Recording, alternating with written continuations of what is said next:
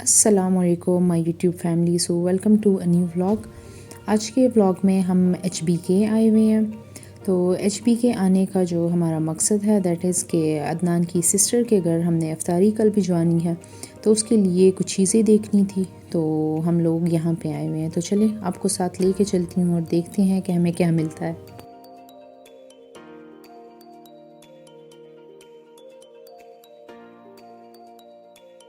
अच्छा, शुक्र है कि HBK की पार्किंग जो है वो काफ़ी बड़ी है, तो जल्दी ही हमें गाड़ी पार्क करने की जगह मिल गई थी। वरना मैं तो एक्सपेक्ट कर रही थी कि सदर की तरह 40-45 मिनट्स हम घूमते ही रहेंगे इधर उधर।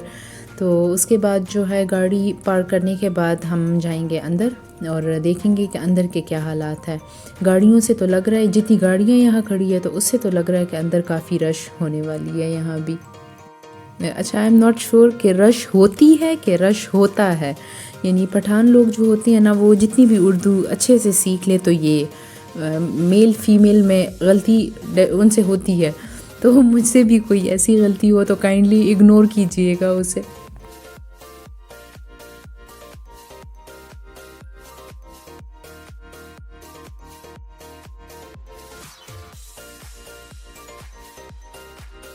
जी, तो हम अंदर आ गए हैं और मैंने जो सबसे पहली चीज़ देखनी है तो वो मैंने कॉफ़ी ढूंढनी है। तो बस मैं भाग भाग के पहले कॉफ़ी ढूंढूंगी। कॉफ़ी मुझे मिल जाए तो उसके बाद जो है फिर बाकी की जो लिस्ट है वो अदनान को पकड़ाएंगे, क्योंकि हमेशा ये काम मेरा होता है। आज जो है हम अदनान को ये देंगे और मैं खाली घूम फिर के वीडियो शूट करूँगी आप लोगों के लिए। जी, तो मैं यहाँ पे फ्रूट्स और वेजिटेबल के सेक्शन में आई हूँ और यहाँ पे वाटरमेलन्स के साथ ये क्यूट सा कैमल इन्होंने बनाया हुआ है। तो इसके अलावा जो है यहाँ पे आपको सीज़नल और नॉन सीज़नल दोनों फ्रूट्स इजीली अवेलेबल होते हैं। And same is the case for vegetables, वो भी इजीली आपको मिल जाती हैं यहाँ से। हाँ, प्राइसेस थोड़ी सी हाई होती है नॉन सीज़नल की, ऑब्वियसली वो तो हर जगह होती है।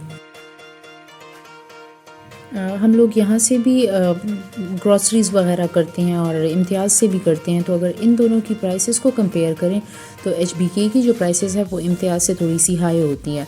इम्तियाज़ में डिस्काउंट्स ज़्यादा लगते हैं और HBK में यहाँ पे डिस्काउंट्स कम होते हैं। चीज़ें थोड़ी सी यानी आपको नॉर्मल प्राइस से थोड़ी सी हाई मिलती हैं। लेकिन यहाँ का जो गुड पॉइंट है तो वो ये है कि यहाँ पे हर एक चीज़ टैग्ड होती है। आपको ये नहीं किसी से पूछने की ज़रूरत ही नहीं होती, हर चीज़ पे डिस्क्रिप्शन और हर चीज़ यहाँ पे लिखी होती है। इम्तियाज़ का मसला ये होता है कि वहाँ पे हर चीज़ टैग नहीं होती। यानी कभी कभी ऐसा होता है कि कोई अगर आइटम आप उठाते हो तो उसके ऊपर बारकोड ना हो, तो काउंटर पे जाके जब वो चेकआउट के टाइम जब उसको स्कैन वो करते हैं तो उनको भी प्राइसेस नहीं पता चल रही होती, तो उससे फिर बड़ा मसला बनता है। तो बस घूमते फिरते मैं यहाँ पे इनके क्लोथिंग सेक्शन तक आ गई थी और यहाँ पे अबायास थे, तो मैं अबाया देख रही थी। प्राइसेस काफ़ी हाई थी। दिस अबाया वाज फॉर, जो मैं ग्रीन वाला देख रही थी, दिस वाज फॉर समथिंग 9000 के करीब था कुछ। लेकिन कोई यानी ख़ास ना इनके कट्स थे, ना डिज़ाइंस थे, ना कलर्स थे, बिल्कुल सिंपल से थे। तो प्राइसेस जो थी वो इनकी थोड़ी सी हाई थी, बाकी क्वालिटी इनकी इतनी अच्छी नहीं थी अबायास की। तो अबायास के बिल्कुल ऑपोजिट इनका परफ्यूम्स का सेक्शन है। और मज़े की बात है कि मैं कल ही यानी रात को यहाँ आने से पहले जो है मुझे एक परफ्यूम नज़र आया था इंस्टा पे स्क्रॉल करते हुए, यारा, और उसके बड़े अच्छे रिव्यूज़ मैंने देखे थे, तो वो मुझे नज़र आया। तो आई वाज़ लाइक कि चलो इसको चेक करके देखते हैं। फ्रेगरेंस इसकी काफ़ी अच्छी थी, लेकिन ये है कि ये थोड़ा सा स्वीट साइड पे था, जैसे अरबिक परफ्यूम्स नॉर्मली होते हैं। तो मैं समर्स में स्वीट परफ्यूम्स बिल्कुल यूज़ नहीं कर सकती। तो अगर आप स्वीट परफ्यूम्स के फ़ैन हैं, अरबिक परफ्यूम्स के, so do give it a try. काफ़ी अच्छा परफ्यूम है और लॉन्ग लास्टिंग भी है। तो परफ्यूम्स के साथ ही इनका कॉस्मेटिक्स का सेक्शन है। अगर कॉस्मेटिक्स की बात करें और तो यहाँ पे इनके पास जितने भी मेकअप प्रोडक्ट्स थे वो सारे ही रिवाज के थे।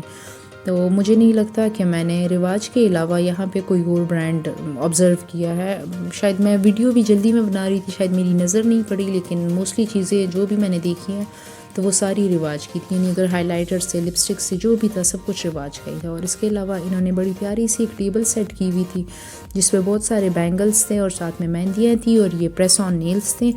इनकी प्राइसेस प्रेस ऑन नेल्स की I guess they were from 1000 to 1500। अब मैंने कभी भी नेल्स प्रेस ऑन नेल्स वगैरह नहीं यूज़ किए, तो let me know in the comment box कि ये प्राइसेस ऐसी बाहर भी होती हैं यानी यहाँ पे एक्सपेंसिव है।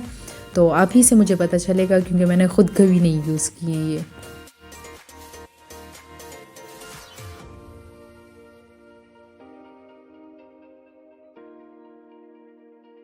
यहाँ पर अदनान का काम ख़त्म हो गया था और मेरी तो अभी बहुत सारी वीडियोस रहती थी, लेकिन अदनान ने ज़बरदस्ती मुझे बाहर निकाला है कि हमें घर भी जाना है और अभी लेट भी काफ़ी हो रहा था, तो बस मैं बाहर आ गई थी।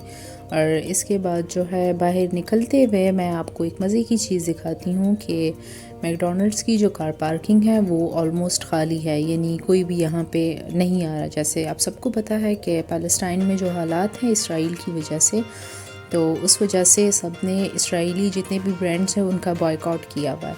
तो यहाँ पे चीज़ियस पे जो था काफ़ी रश था और जो मैकडॉनल्ड्स है तो वहाँ पे कोई भी नहीं था, तो ये देख के मेरा दिल बड़ा खुश हुआ है।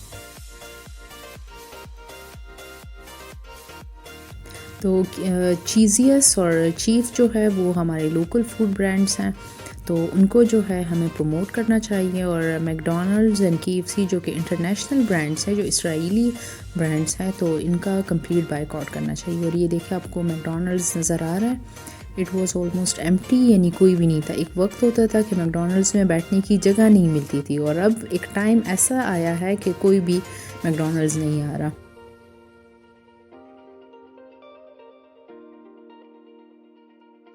अच्छा, तो I was expecting the same from KFC, जैसे कि मैकडॉनल्ड्स के हालात हैं, लेकिन KFC को देख के मेरा दिल बड़ा खफा हुआ है क्योंकि यहाँ पे काफ़ी रश थी, बहुत सारे लोग आए हुए थे।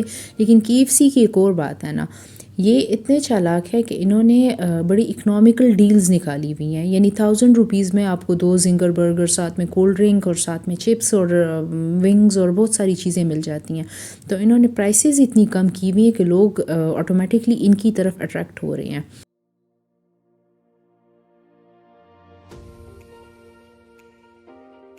तो फ्री हो के हम लोग घर जा रहे हैं और ये वो वाला फ़ुटबॉल कोर्ट है जो मैंने मॉर्निंग वॉक में आपको दिखाया था, और यहाँ पे फ़ुटबॉल के मैचेस जो हैं वो बड़े ज़ोर और शोर से जारी हैं। तो किसी दिन यहाँ की वीडियो भी बना के मैं आपसे शेयर ज़रूर करूँगी इंशाल्लाह।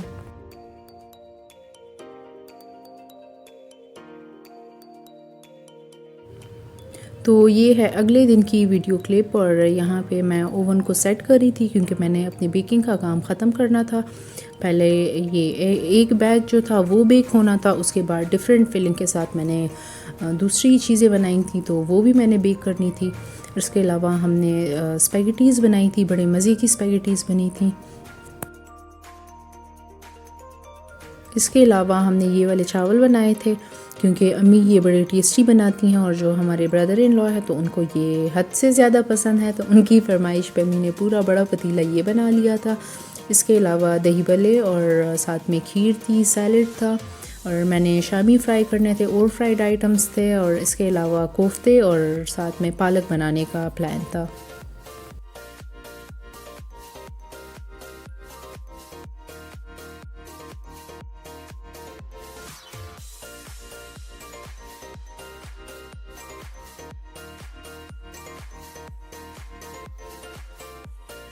शामी हमारे ऑलमोस्ट यहाँ पे सारे फ्राई हो गए थे। इसके अलावा बेकिंग जो थी वो भी मैंने ख़त्म कर ली थी, मैंने सारी चीज़ें बेक कर ली थी।